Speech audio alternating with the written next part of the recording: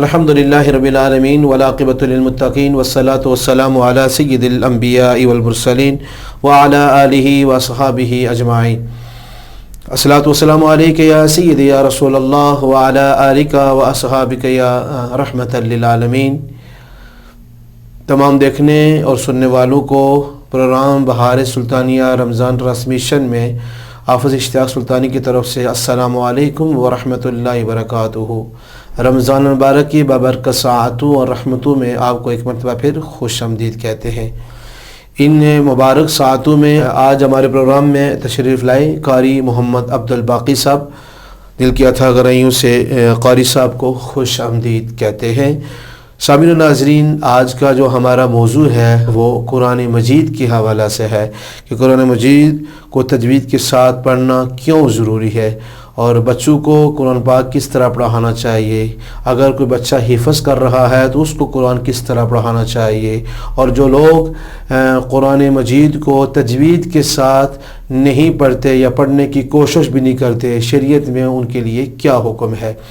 تو ہم اپنے پروگرام کی طرف چلتے ہیں اور پروگرام کا آغاز کرتے ہیں۔ پروگرام کے آغاز سے پہلے میں قاری محمد عبدالباقی صاحب کی خدمت میں یہ عرض کروں گا کہ سب سے پہلے وہ یہ بتائیں گے ان کو تجوید پڑھاتے ہوئے کتنا عرصہ ہوا ہے اور کہاں آپ نے تجوید پڑھی، کن اساتذہ کے پاس آپ نے تجوید پڑھی اور کتنا عرصہ پڑھی۔ پہلے اس پر آپ بتائیں گے ناظرین کو، اور پھر اگلا جو ہمارا سوال ہوگا حضور علیہ الصلوۃ والسلام نے کیا ارشاد فرمایا۔ بسم اللہ الرحمن الرحیم۔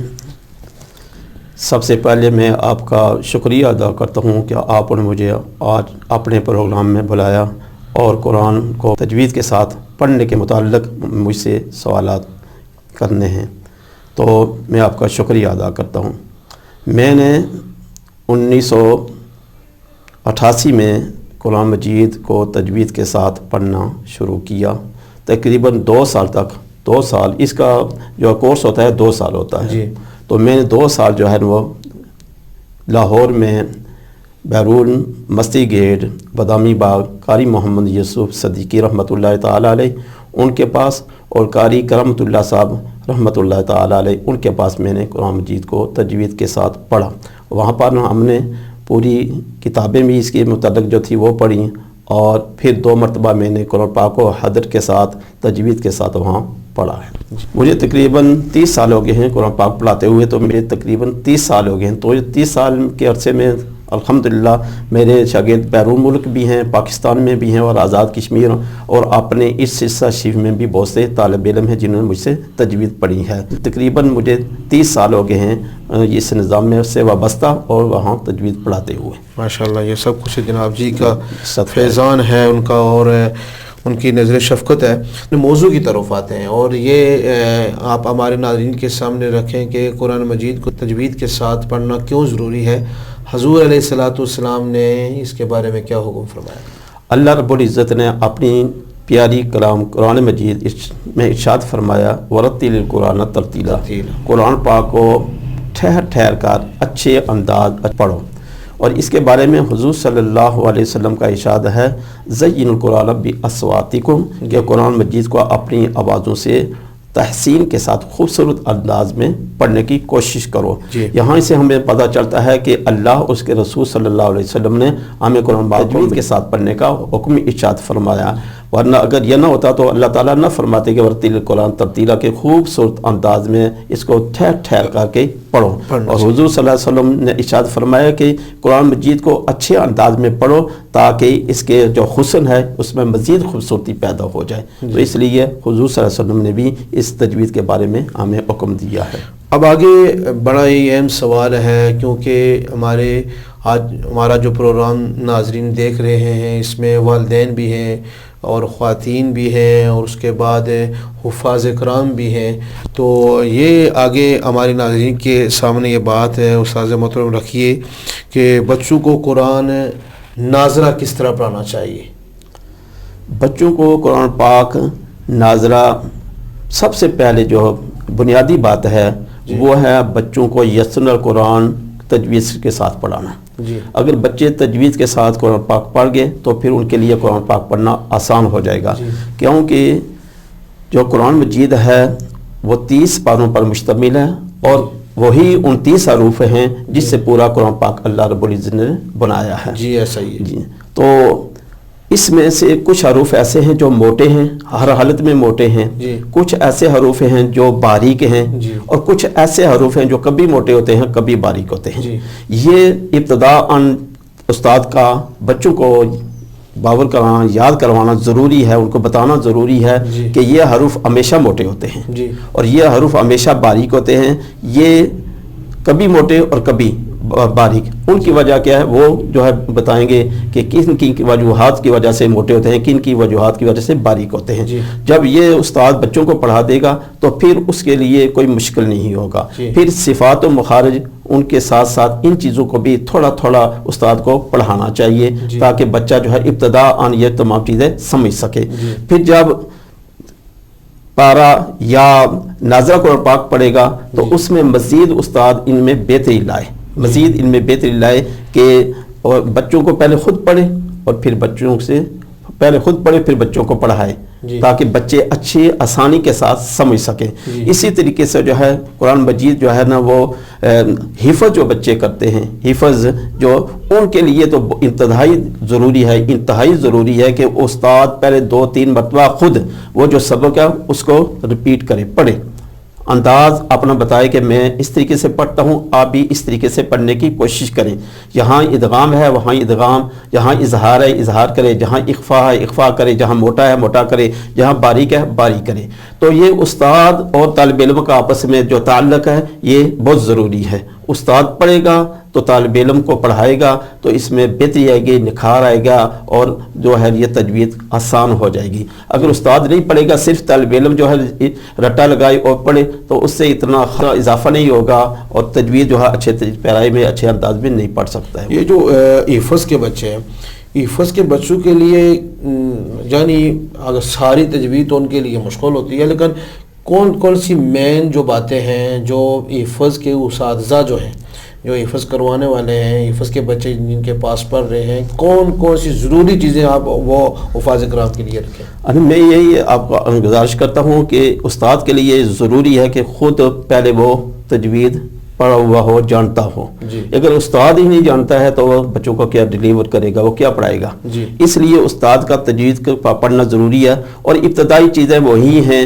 کہ 29 حروفوں میں سے موٹے کتنے ہیں، باریک کتنے ہیں، ٹھیک، اور ادغام کہاں ہوتا ہے، ادغام کہاں ہوتا ہے، اظہار کہاں ہوتا ہے، ٹھیک ہے. یہ چیزیں اور ان کا کتنے کاکلا کتنے ہیں، ان چیزوں کو پر جاننا ضروری ہے استاد کے لیے. جی جی بالکل ایسا ہی ہے. تو جو لوگ قرآن مجید تجوید کے ساتھ نہیں پڑھتے یا پڑھنے کی کوشش بھی نہیں کرتے، ان کے لیے شرعی حکم کیا ہے، وہ کیا کریں؟ قرآن مجید تو اللہ کی کتاب ہے، اس کو تو پڑھنا چاہیے. ہر مسلمان کے لیے ضروری ہے. جی. کہ اللہ تعالیٰ ارشاد فرماتے ہیں کہ جس نے ایک حرف پڑھا اس کے لیے 10 نیکی ہیں، 10 گناہ اس کے جو ہے اللہ تعالیٰ مٹاتے ہیں. تو اس کے لیے یہ ضروری ہے کہ ہم قرآن پاک سے اپنا لگاؤ رکھیں اور اپنے گھروں میں جو ہے نا خوشحالی اور سکون چاہتے ہیں تو پھر قرآن پاک کی تلاوت ضروری ہے. جی. تو اس لیے جو ہے بحیثیت مسلمان یہ تو رمضان شریف کی بابرکت ساعت ہیں، گھڑیاں ہیں، تو اس میں ہمیں چاہیے کہ ہم جو ہے نا قرآن حضرات کے جو ہے نا وہ ویڈیوز دیکھیں. مختلف قاری آتے ہیں، اچھے پیرائے میں خوبصورت انداز میں قرآن پاک کو پڑھتے ہیں. تو پھر ہمیں تھوڑا تھوڑا قرآن پاک ان کو دیکھ کر اسی طریقے سے پڑھنے کی کوشش کرنی چاہیے. قرآن پاک کو جو ہے نا یہ کسی اچھے قاری سے سیکھنا چاہیے. جیسے ہم اور چیزیں سیکھتے ہیں وہاں یہ قرآن پاک کو سیکھنا چاہیے ہمیں. جی جی. اب آخر میں جو پروگرام کے آخری سوال کی طرف میں استاد محترم آ رہا ہوں، تو جو بچے حفظ کر لیتے ہیں، حفظ کے بعد جو تجوید ہے، جس طرح آپ نے کہا کہ میں نے 2 سال جو ہے نا تجوید قرات پڑھی ہے، کیا 2 سال ان کے لیے پڑھنا ضروری ہے یا وہ پڑھیں، کس حد تک پڑھیں، اور کیا حفظ میں ان کا تلفظ بہتر ہو گیا ہے اور تلفظ کو وہ ان کو ادغام اخفا کا پتہ چل گیا ہے، موٹے حروف، حروف ہلکی، قلقلہ، یہ ساری چیزیں ان کو پتہ لگ گئی ہیں، اس کے باوجود بھی وہ آگے تجوید پڑھیں یا کیا کریں؟ تجوید تو ایک فن ہے نا. جی. ایک فن ہے، اس کو سیکھنا ضروری ہے. جی. کیونکہ قرآن پاک کو پڑھنے کے مختلف طریقے ہیں، مختلف انداز ہیں، درجے ہیں. جی. قرآن مجید کے جو پڑھنے کے 3 درجے ہیں. ایک ہے ترتیل کے ساتھ، ترتیل کے ساتھ وہی پڑھے گا جس نے قرآن تجوید پڑھی ہوگی، کسی استاد سے اس نے مشق کی ہوگی۔ اگر جو ہے وہ تجوید تو جانتا ہے لیکن وہ پڑھ نہیں سکتا ہے، اچھے پیرائے میں لب و لہجے میں پڑھ نہیں سکتا ہے، تو پھر اس کے لیے تجوید ضروری ہے۔ پھر دوسرا درجہ ہے جو ہے نماز میں ہم پڑھتے ہیں تدویر کا، اس میں بھی ہمیں جو ہے چاہیے کہ ہم ادغام اخفاء اظہار کا خیال رکھتے ہوئے جو ہے نماز پڑھائیں۔ اور تیسرا درجہ جو بہت ہی مشکل ہے اور اہم ہے وہ ہے حدر۔ حدر جو ہے نا یہ اس میں ہے کہ صفات و مخارج، ادغام اخفاء اظہار، موٹا باریک ہر ایک چیز کو مد نظر رکھ کے وہ جو ہے نا پڑھتا ہے۔ اگر جو ہے کوئی آدمی جو ہے نا یہ تمام چیزیں کرتا ہے تو پھر وہ قاری ہے۔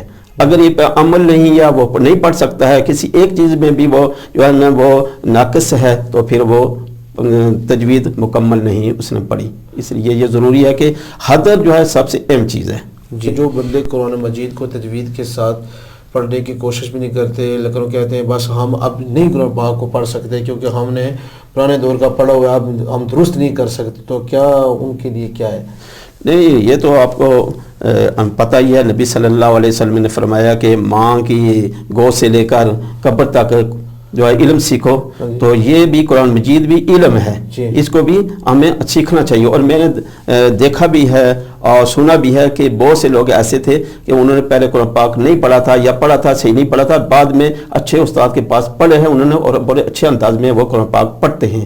اس لیے ہمیں یہ جو ہے محسوس نہیں کرنا چاہیے کہ میں بڑا ہو گیا ہوں، بوڑھا ہو گیا ہوں تو اس سے زیادہ ثواب ملتا ہے۔ ایک آدمی جو ہے قرآن پاک کو دوبارہ پڑھے گا تو اس کو زیادہ ثواب ملے گا اور اس کے پڑھنے کا جو طریقہ ہے، انداز ہے، وہ بہتر ہوگا۔ اس لیے ہمیں آخر دم تک قرآن پاک سے اپنا لگاؤ رکھنا چاہیے اور پڑھنا چاہیے۔ ماشاءاللہ، جزاک اللہ خیر استاد محترم، آپ نے بڑے جامع اور مختصر انداز کے اندر آپ نے ہمارے ناظرین کے سامنے قرآن پڑھنا کیوں ضروری ہے اس پر آپ نے روشنی ڈالی۔ پھر قرآن مجید کو ناظرے کے ساتھ کس طرح بچوں کو پڑھانا چاہیے، بچوں کو نازلہ قرآن پاک کس طرح پڑھانا چاہیے، حفظ والے بچوں کو کس طرح پڑھانا چاہیے، ان تمام باتوں پر آپ نے گفتگو کی ہے۔ اللہ کی بارگاہ میں دعا کرتے ہیں کہ اللہ ہم سب کو ان پر عمل کرنے کی بھی توفیق عطا فرمائے۔ ہم اللہ کی بارگاہ میں دعا کرتے ہیں کہ اللہ ہم سب کو قرآن پڑھنے اور اس پر عمل کرنے کی بھی اللہ میں توفیق عطا فرمائے۔